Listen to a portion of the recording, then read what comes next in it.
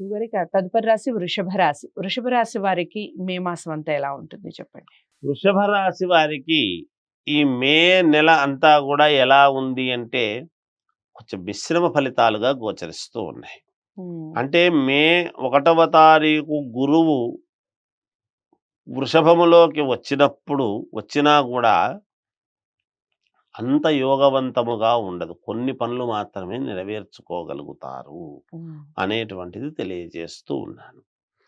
ఇక చేపట్టిన పనులలో కొంచెము అంతరాయము కలగటము, హ్మ్. అనుకున్న విధముగా కొంచెము పనులు జరగకపోవటము, ఊహించనటువంటి పనులు సంఘటనలు కొన్ని జరగటము వలన మనశ్శాంతి అనేటువంటిది లేకపోవటము, వృత్తి ఉద్యోగాలు చేసుకునేటువంటి వాళ్లకు కూడా అంతంత మాత్రముగానే ఉండటము, అవసరానికి ధన సహాయం అనేటువంటిది అందక కొంత ఇబ్బంది పడటము లాంటిది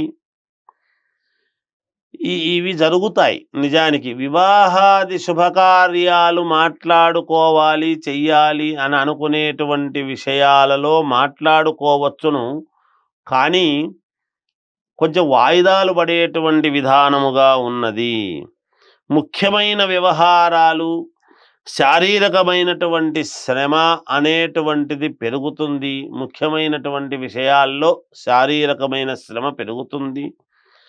శిరో నేత్ర సంబంధమైనటువంటి బాధలు అంటే ఏదో తలనొప్పులు కానీ, కళ్ళకు వెళ్ళి తదేక దృష్టితో చేసినటువంటి దాని వల్ల కళ్ళ నొప్పి కానీ రావచ్చును అనేటువంటిది ఉంటుంది. తొందరపడి మాట్లాడటం అనేటువంటిది ఎంతమాత్రము మంచిది కాదు. కొంచెం ఆచితూచి మాట్లాడితే కొన్ని పనులు మీరు చేసుకోవచ్చును అనేటువంటిది ఉన్నది. అలాగే నిరుద్యోగులకు కొంచెము అనానుకూలతగా ఉన్నది. తర్వాత కావాల్సింటే మళ్ళీ నెలలో మీరు ప్రయత్నం చేయవచ్చును. ఈ నెలలో ప్రయత్నం చేసి ఇబ్బందులు పడవద్దుగాక. ఈ నెల మాత్రం కొంచెం జాగ్రత్త వహించండి. కుటుంబ సభ్యుల యొక్క ఒత్తిడి బాగా పెరుగుతుంది.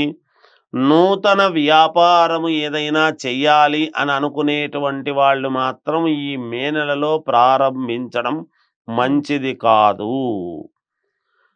ఇక మీరు కొంచెం ధనము సమయానికి రావాలి, చెయ్యాలి, అనుకూలించాలి అనేటువంటిది మీకు మేలు జరిగేటువంటి విధముగా కావాలి. ఎవరిని ఆరాధిస్తే మాకు మేలవుతుంది అని గనక మీరు అనుకుంటే పరమేశ్వరుణ్ణి ఆరాధించండి.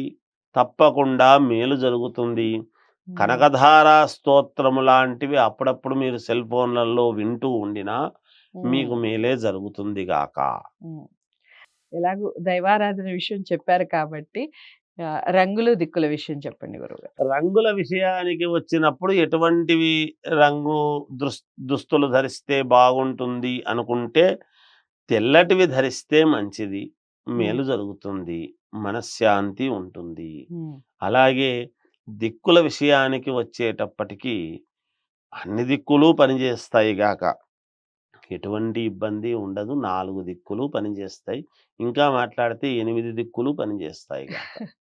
ఓకే గురువుగారు. కనకధార స్తోత్రాన్ని ఎక్కువగా వింటే చాలు.